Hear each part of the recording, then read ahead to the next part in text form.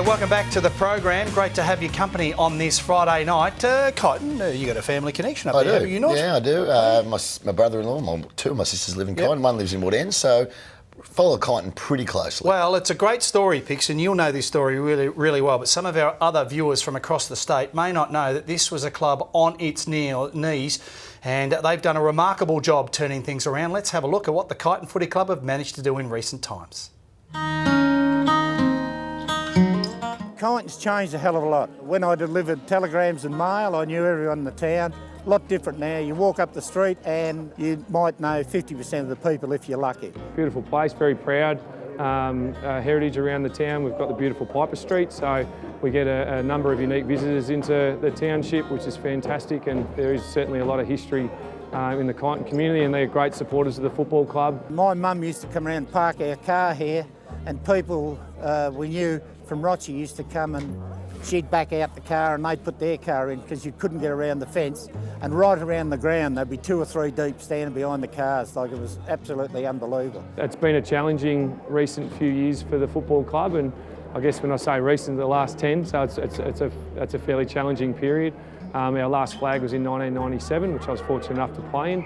And since then, we're probably on a bit of a gradual demise. That'll probably come to the front about 2 years ago when we went into recession for a year. We were that far behind the Bendigo sides, but we're catching up, and we're catching up because we do now have under 10s, under 12s, under 14s and under 16s. There was a number of local people, but in particular local business operators in Brad Else from Evolve Joinery and Stone, and also Rick Egan from who does a local construction business. They formed a group called Team Tiger, and that included a number of business operators and local people who'd previously been involved with the club. We were given 4 or 5 months to get our act together. We had to come up with a new business plan and a new constitution and put a sort of a new board together, and we had to go out and get a new team basically from scratch. What is really unique and fantastic about Rob Waters is that he actually has no real connection to the football club.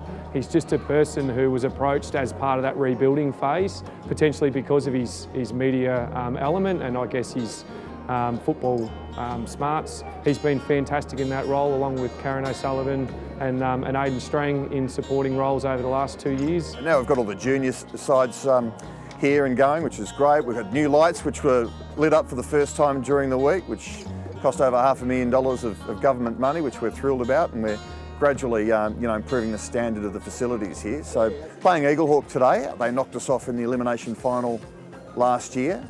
So these are sort of the games either club have got to win, really. It'll go a long way to perhaps sorting out who finishes 5th or 4th. So it's a pretty big game for both clubs.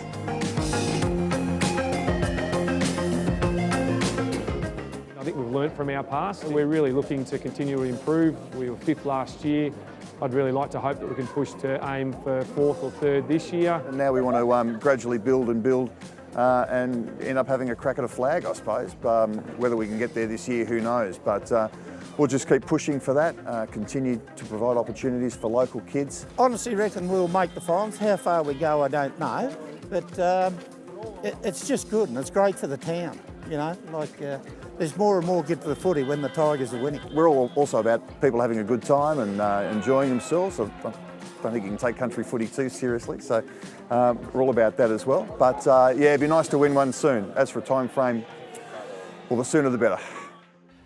Yeah, well, I think they've already won, Pix. Robbie Waters done an amazing job. In fact, everybody involved with that footy club have done an amazing job, because this was a town, and a popular country town, without a senior football team, and they've managed to resurrect it. Yeah, they did, and obviously Rob has done a great job as the president. He thinks he's Eddie Maguire. He does. Really? It's the first time I've seen him being interviewed without a suit on. Right, yep. So he's very, very sharp. But they've done well. I was at that game on the weekend.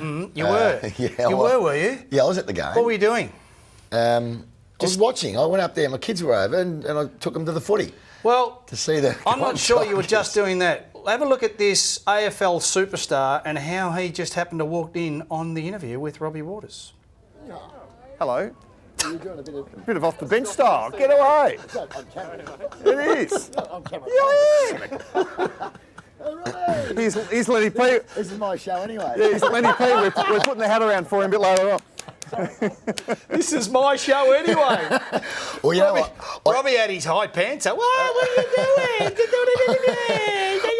I can tell you right now. You had no idea? I had no idea. 'cause Oh, rubbish. the technology these days, Lockie McKinnon is 6'8", our main man, our producer, and he was leaning against the wall, so I didn't see him. That is a deliberate And walk-on. a very, very small camera, so I apologise for Not jumping having a in bar there. of it. Not having a bar of it. He sabotaged